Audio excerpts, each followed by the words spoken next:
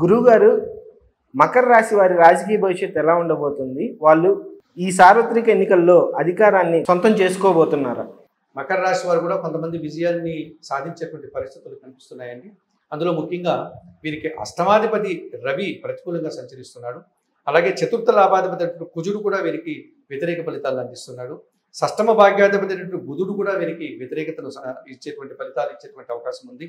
అలాగే జన్మరాశ్యాధిపతి శని భగవానుడు ద్వితీయ భావంలో వారికి ఏళ్ళనాటి శనిని అందిస్తున్నాడు. భాగ్యంలో కన్యారాశిలో కేతు సంచారం కూడా నిరాశను అందించే పరిస్థితి కనిపిస్తుంది.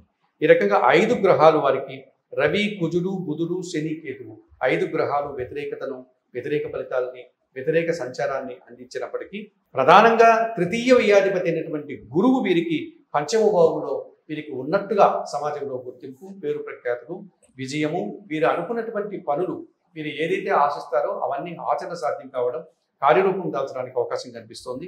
పంచమ దశమాధిపతి శుక్రుడు వీరికి చతుర్థ పంచమ భావాల్లో ఉండడం వల్ల స్త్రీజన సహకారం, సమాజంలో గుర్తింపు, ఇంటా బయట వారికి పేరు ప్రఖ్యాతులు రావడానికి అవకాశం కనిపిస్తుంది. తృతీయ భావంలో మీనరాశిలో రాహు సంచారం 100% శుభఫలితాలను అందిస్తున్నారు. ఈ రకంగా గురువు, శుక్రుడు, రాహువు బలమైనటువంటి 3 గ్రహాలు అనుకూలంగా సంచరిస్తున్నాయి, అనుకూల ఫలితాలను అందిస్తున్నాయి, శుభ ఫలితాలను అందిస్తున్నాయి. ఆ కారణం చేత 50 నుంచి 55% మీరు విజయాన్ని పొందడానికి, మంత్రి పదవులు పొందడానికి, ఎమ్మెల్యేలుగా వీరు గెలవడానికి, ఎంపీలుగా గెలవడానికి, అటు తర్వాత కూడా వీరు మంత్రి పదవులు పొందడానికి ఈ మకర రాశి వారికి ఈసారి అవకాశం ఉందని చెప్పుకోవచ్చు.